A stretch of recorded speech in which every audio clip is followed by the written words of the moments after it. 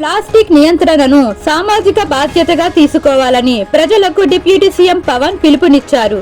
పర్యావరణ హితమైన క్లాత్, వెదురు, జ్యూట్ ఉత్పత్తులను వాడాలి. ప్లాస్టిక్ వాతావరణ కాలుష్యానికి, ప్రమాదకరమైన రోగాలకు దారితీస్తుంది. పుట్టే పిల్లల్లోనూ ప్లాస్టిక్ వ్యర్థాలు చేరుతున్న విషయాన్ని అర్థం చేసుకోవాలి. స్వచ్ఛరథం పేరుతో ప్లాస్టిక్ సేకరిస్తూ బదులుగా నిత్యావసరాలు ఇస్తున్నామని అసెంబ్లీలో పేర్కొన్నారు. ప్లాస్టిక్ కాలుష్యం తగ్గించడానికి కానీ దాని సమస్య వివరాలు ఏమిటని చెప్పడానికి బిఎన్సికి ఆంధ్రప్రదేశ్ ప్రభుత్వం environment, forest and science and technology department రాష్ట్రం మొత్తం మీద ఒక్కసారి మాత్రమే వినియోగించే ప్లాస్టిక్ వాడకాన్ని నిషేధిస్తూ ఉత్తర్వులు జారీ చేస్తుంది. అలాగే ప్రభుత్వ ఉత్తర్వులు ఇచ్చిన సూచనలు అమలు చేయాలని municipal administration, urban development, Panchayati Raj వంటి అన్ని శాఖలను, ఇతర శాఖాధిపతులను కూడా జిల్లా కలెక్టర్లను ఆదేశించడం అయింది.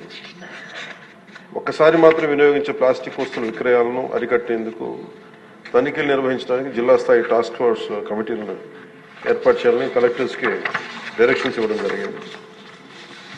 ప్రభుత్వ నిబద్ధతను ప్రదర్శించే ఉద్దేశంతో రాష్ట్ర ప్రభుత్వం సచివాలయం మొత్తం ప్లాస్టిక్ రహిత జోన్గా ప్రకటించింది. ఈ ప్లాస్టిక్ సీసాలకు బదులుగా గాజు సీసాల్లో తాగునీటిని సరఫరా చేయడానికి ప్రత్యామ్నాయ ఏర్పాట్లు చేయడం. అలాగే ఆంధ్రప్రదేశ్ కాలుష్య నియంత్రణ మండలి వేరు చేయబడిన ప్లాస్టిక్ వ్యర్థాలను ప్రత్యామ్నాయ ఇంధన వనరుగా, ఆల్టర్నేటివ్ ఫ్యూల్ రిసోర్స్గా ఉపయోగించేందుకు 8 సిమెంట్ కోక్ ప్రాసెసింగ్ ప్లాంట్లకు 46 ప్లాస్టిక్ వ్యర్థ రీసైక్లర్స్కు అనుమతించింది. ఏపీ పొల్యూషన్ కంట్రోల్ బోర్డు ద్వారా ఆంధ్రప్రదేశ్ ప్రభుత్వం ఒకేసారి మాత్రం వినియోగించే సింగిల్ యూజ్ ప్లాస్టిక్లు బదులుగా పర్యావరణ అనుకూల ప్రత్యామ్నాయాల వినియోగాన్ని ప్రోత్సహించాలని భాగస్వామ్య శాఖలన్నింటినీ ఆదేశించింది. అలాగే రాష్ట్ర ప్రభుత్వం సర్క్యులర్ ఎకానమీ కార్యక్రమాల్లో భాగంగా రాష్ట్రంలో ప్రాంతాల వారీగా సర్క్యులర్ ఎకానమీ పార్క్స్ని ఏర్పాటు చేయాలని ప్రతిపాదించింది. అందులో ప్లాస్టిక్ రీసైక్లింగ్ యూనిట్లు కూడా ప్రోత్సహించడం అయింది. అలాగే ఫిక్స్డ్ క్యాపిటల్పై 75% వరకు ఒక్కసారి మాత్రమే వినియోగించే ప్లాస్టిక్ అదనపు ప్రోత్సాహకాలు అందించడం ద్వారా ప్రత్యామ్నాయ బయోడిగ్రేడబుల్ వస్తువుల్ని తయారు చేసే పరిశ్రమల్ని ప్రోత్సహించడం అవుతుంది. పౌరుల్లో అవగాహన కల్పించడం దీంట్లో చాలా కీలకమైన అంశం అధ్యక్ష. ప్రభుత్వ విధానాన్ని అమలు చేయడంలో పౌరులు కూడా చాలా క్రియాశీలక పాత్ర వహించాలి. సో ఇందాక లాస్ట్ ఫ్యూ మంత్స్గా మేము చేస్తున్న ఎక్సర్సైజ్ కానీ ఇవన్నీ ఒకసారి సభ దృష్టి కూడా తీసుకొస్తున్నాం అధ్యక్ష. ఉదాహరణకి మీరు ఫ్లెక్సీస్ ఎందుకు ప్రభుత్వం తరఫు నుంచి అన్ని చేయగలుగుతున్నాం, కానీ దీంట్లో పౌరులు ఒక బలమైన భాగస్వామ్యం తీసుకోకపోతే మటుకు ఇది ముందుకు తీసుకెళ్ళడం చాలా అది మనం ఎంతసేపు ఆదేశాలు ఇస్తున్నాం కానీ కింద దాకా ఎందుకు ఆ పొల్యూషన్ సింగిల్ యూజ్ ప్లాస్టిక్ ఎందుకు వాడలేకపోయి, ఎందుకు దాన్ని ఇంప్లిమెంట్ చేయలేకపోతున్నటానికి ఇది మనందరికి కూడా ఒకసారి ముఖ్యంగా పొలిటికల్ పార్టీస్ కానీ ఈ ఫ్లెక్సీస్ వల్ల ఏం జరుగుతుందంటే అధ్యక్ష, ఇది ఒక ప్లాస్టిక్ మన అందరి దైనందిన అంటే డే టు డే జీవితంలో చాలా అంతర్భాగం అయిపోయింది. కూరగాయల్లో వాటి దగ్గర నుంచి నీళ్ళ బాటిల్స్ కావచ్చు, ఇయర్ బడ్స్ కావచ్చు, ప్లాస్టిక్ ప్లేట్స్, ప్లాస్టిక్ గ్లాసెస్ ఇవన్నీ సౌకర్యం కలిగిస్తున్నాయి. కానీ ఈ టెంపరీ సౌలభ్యం ఇది పర్యావరణాన్ని కలుషితం చేసుకుంటా చివరికి ఇది ఏ స్థాయికి వెళ్ళిపోయిందంటే ఇది ఒక్క ప్లాస్టిక్ మనం భూమిలో మనం ఇమ్మటానికి కనీసం 300 years పడుతుంది అధ్యక్ష. మనం వాడుతున్న ప్రతి ప్లాస్టిక్ అది ఈరోజు ఏమవుతుందంటే మనం పాలు తాగుతున్న పశువుల కడుపులోకి వెళ్ళిపోతుందో, లేదంటే మనం తినే ఆహారంలో భాగం అవుతుంది. అలాగే ఇప్పుడు ప్లాస్టిక్ విషయం తల్లి గర్భంలో కూడా పశువుల కడుపులోకి పుట్టే పసికందుల రక్తంలోకి చేరిపోయింది. ఆంధ్రప్రదేశ్లోనే చాలా సందర్భాలు ఆవుల కడుపులో సుమారు 60 నుంచి 70 కిలోల ప్లాస్టిక్ తొలగించిన సంఘటనలు నమోదయ్యాయి.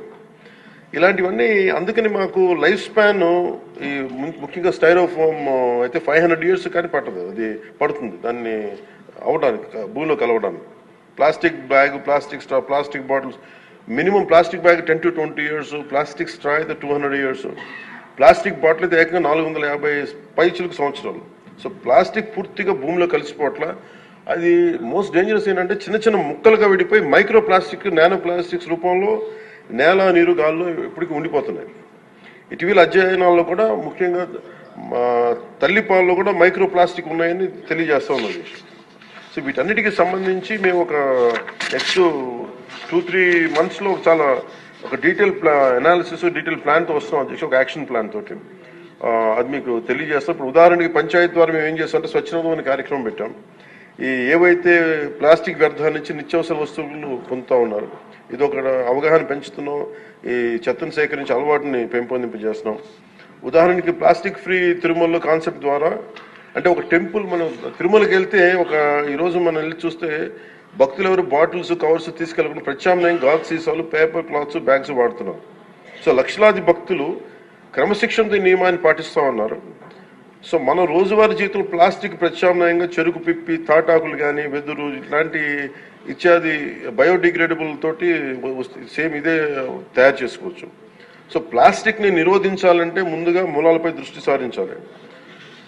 దానికి ప్రత్యామ్నాయ పరిశ్రమలకి సర్క్యులర్ ఎకానమీ పెద్దపీటలు వేయాలి.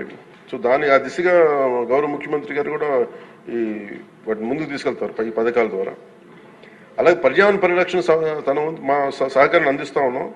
దీన్ని అందరం సద్వినియోగం చేసుకోవాలి. కానీ దీన్ని ప్రజలు కీలకమైన భాగస్వామ్యం ప్రజల్లోనే ఉంది. అలాగే ప్రత్యేక ప్రోత్సాహాలు విస్తృతంగా అమలు చేయడం ద్వారా పారిశ్రామిక వర్గాలను ఆకర్షించాలి. అప్పుడు ప్రజల ఆలోచన విధానంలో కూడా మార్పు అవసరం. ముందుగా మనకి యాజ్ ఎమ్మెల్యేస్గా కానీ, గౌరవ ప్రతినిధులుగా కానీ, ఇది మనందరం ఒకసారి మీ దృష్టి ద్వారా అందరికీ గౌరవ సభ్యులందరూ తెలియజేస్తాం అధ్యక్ష. ఇక్కడ మనం సచివాలయం, ఇక్కడ అసెంబ్లీలో కానీ ఎక్కడ ప్లాస్టిక్ ని వాడటం నిషేధించడం అయింది. ముఖ్యంగా మేజర్ ప్రాబ్లం ఎక్కడ వస్తుందో ఫ్లెక్సీల ద్వారా వస్తుంది. ఫ్లెక్సీలు ఎలా ఉన్నాయంటే, ఒక చిన్నపాటి ఫంక్షన్ వస్తే ప్లస్ ఫ్లెక్సీలు, ఇంకోటి పండగ అంటే, ఇది ముఖ్యంగా పొలిటికల్ ఫంక్షన్స్ ఆర్ సినిమా. దీనివల్ల ఏమైపోతుంటే అవి ముక్కలుగా విడిపోయి పశువులు తినేస్తా ఉన్నాయి, లేదంటే వాటర్లో జలాల్లోకి వెళ్ళిపోతున్నాయి. ఇది ఒక పెద్ద ఇష్యూ అయిపోయింది. అందుకని మీ ద్వారా గౌరవ శాసనసభ్యులకు కూడా ముందు గౌరవ ప్రజాప్రతినిధులు కనుక నిజంగా కొంత పాటించగలిగితే, అంటే ఫ్లెక్సీలు కూడా బయోడిగ్రేడబుల్, ఒకసారి ఫ్లెక్సీల్ని గత ప్రభుత్వం కూడా బ్యాన్ చేయడానికి ప్రయత్నం చేసింది. అది ఒక ఎంప్లాయ్మెంట్ ఇష్యూ అవుతుంది. చాలా మంది దాని మీద ఆధారపడిన వ్యక్తులు